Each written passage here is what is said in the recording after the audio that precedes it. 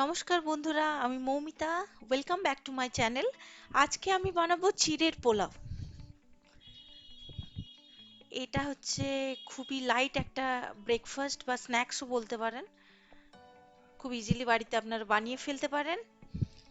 তো চলুন শুরু করা যাক। তো এর জন্য লাগবে এই যে এটা আমি নিয়েছি গোবিন্দভোগ চালের চিড়ে। এটাকে অল্প করে জলে ধুয়ে আমি এরকম ছাঁকনির মধ্যে এটাকে রেখেছি যাতে জলগুলো সম্পূর্ণভাবে বেরিয়ে যায়। তো এটা থেকে গোবিন্দভোগ চালের চিড়ের জন্য খুব সুন্দর একটা স্মেল বেরোবে এটা থেকে।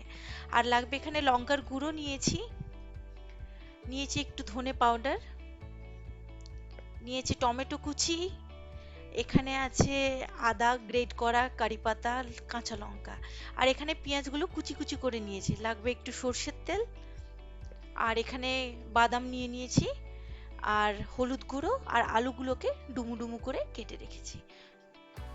তো এবার কি করতে হবে, কড়াইতে প্রথমে তেল গরম করে একে একে আমি বাদামও ভেজে নেব, আলুও ভেজে নেব। প্রথমে আলুটাকে আমি ভেজে নিচ্ছি। তো আলুগুলো ভাজার সময় অল্প নুন আর হলুদ দিয়ে ভালো করে ঢাকা দিয়ে আমি আলুগুলোকে সুন্দরভাবে ভেজে নেব।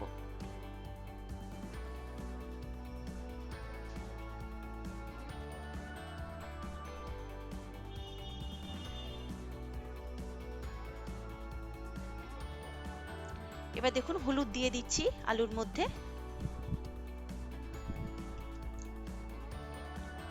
এবার অল্প পরিমাণে নুন, স্বাদ অনুসারে।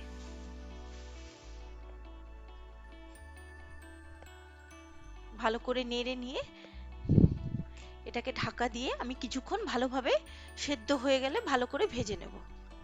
দেখুন আলুটা আমার ভালোভাবে ভাজা হয়ে গেছে, হালকা ব্রাউন হয়ে গেছে। এবার আলুগুলোকে আমি তেল থেকে তুলে নেব।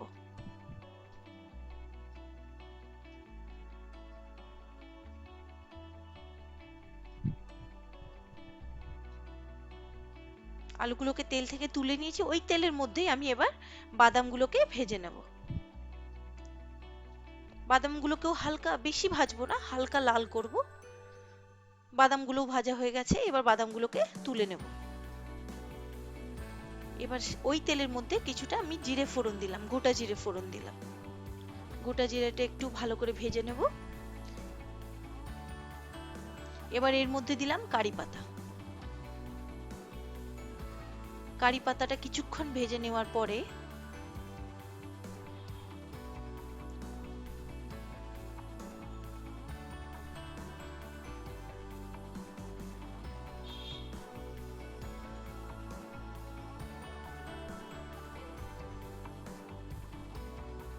ভাজা হয়ে গেছে। এবার এর মধ্যে কুচনো পেঁয়াজগুলোকে দিয়ে দিলাম। কুচনো পেঁয়াজটাও যখন হালকা করে আস্তে আস্তে ভাজা হবে, তারপরে একে একে আমি বাকি ইনগ্রিডিয়েন্টস গুলো আমি দিতে থাকবো। একটু নুন দিলাম, নুনটা দিলে কি হবে, পেঁয়াজটা নরম হবে আর পেঁয়াজটা ভালো ভাজাও হবে।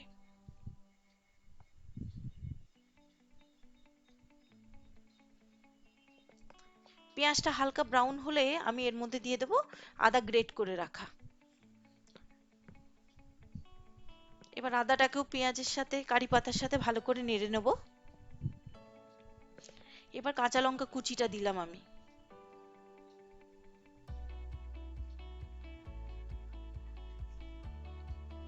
এগুলো সব ভাজা হয়ে গেছে ঠিকঠাক ভাবে। এর মধ্যে দিয়ে দেব টমেটো কুচি। এবার টমেটোটাকে আহ, ভালোভাবে এর সাথে নেড়ে এটাকে একটু গলিয়ে নেব। যেমন আমরা গ্রেভি করি কোনো কিছু, কোনো কিছু সবজির গ্রেভি করি, সেরকম ভাবে এটাকে গলিয়ে নেব। এবার পরিমাণ মতো আমি স্বাদ মতো আর কি চিনি দিলাম। এটা চিড়ের পোলাও নিরামিষ জিনিস, তো এর মধ্যে একটু চিনিটা দিলে একটু মিষ্টি ভাব থাকলে ভালো লাগে। তো আমি হলুদ দিলাম। এবার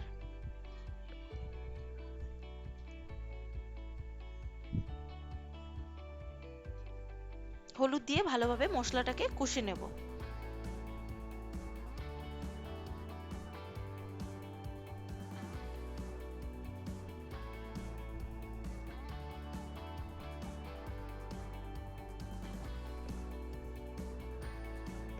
দেখুন মশলাটা ভালোভাবে কষা হয়ে গেছে। এবার এর মধ্যে দিলাম আমি ওই ভিজিয়ে রাখা চিড়েটা। আপনারা কখনো ট্রাই করবেন এই গোবিন্দভোগ চালের চিড়ে দিয়ে।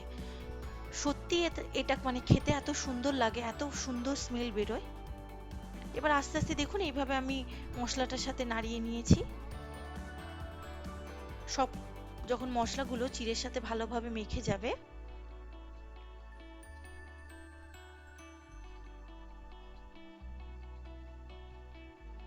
তখন এর মধ্যে কি করব, আমরা ওই ভেজে রাখা আলু আর বাদামগুলো এর মধ্যে আমরা দিতে থাকবো।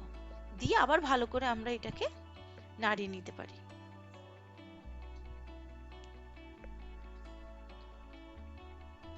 এই যে এবার আলু ভাজা আর বাদাম ভাজাগুলো আমি দিয়ে দিলাম একে একে। আপনারা চাইলে আপনাদের কাছে যদি ধনেপাতা থাকে এর মধ্যে হালকা ধনেপাতা কুচিও আপনি দিতে পারেন, দিলে এর টেস্টটা আরো বেশি ভালো লাগবে। আমার কাছে যেটা ছিল আমি সেটা দিয়েই বানিয়েছি।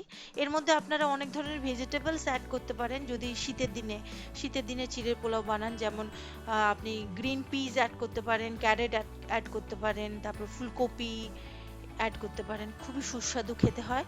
আর এটা ব্রেকফাস্ট হিসেবে খুবই ভালো, বা স্ন্যাক্স হিসেবে খুবই ভালো। খুবই হেলদি একটা রেসিপি। আপনারা এটা অবশ্যই বাড়িতে বানিয়ে দেখবেন। আশা করি আপনাদেরও খুব বেশি ভালো লাগবে। আর খুবই সিম্পল রেসিপি, খুবই ইজি। বাড়ির দেওয়া জিনিসপত্র দিয়ে আমি বানিয়েছি, আপনারাও সেইভাবে বানাবেন, দেখবেন খুবই ইজি ভাবে বানাতে পারবেন। আমার রেসিপিটা ভালো লাগলে প্লিজ আমার চ্যানেলটাকে সাবস্ক্রাইব করবেন, লাইক করবেন আর পাশে থাকা বেল বাটনটাকে প্রেস করবেন। Thank you for watching.